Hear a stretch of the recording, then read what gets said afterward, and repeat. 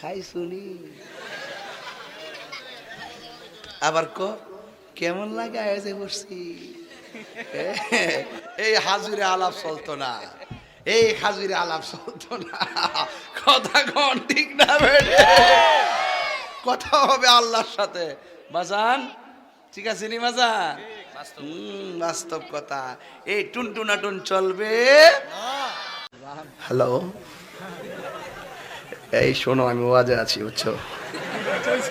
আচ্ছা, thank you very much. তোমার যন্ত্রণাটা কেমন দিলাম?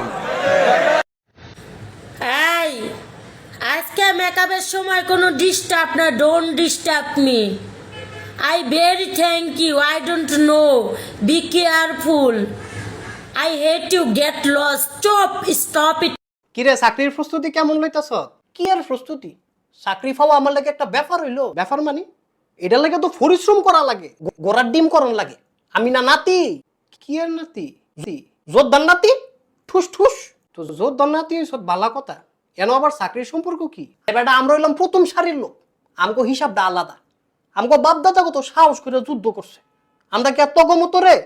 তোরা যাবি সিঁড়ি দিয়া, আমরা যাবো লিফট দিয়া।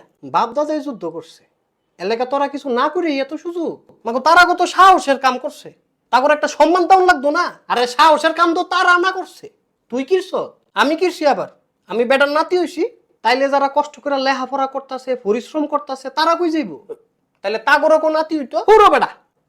এটা একটা নিয়ম হইলো? আরে এটাই তো নিয়ম। যে জায়গায় মেধার দাম নাই, পরিশ্রমের দাম নাই, এটারে নিয়ম কয়। এটারে কি কয়? এটারে অন্যায় কয়।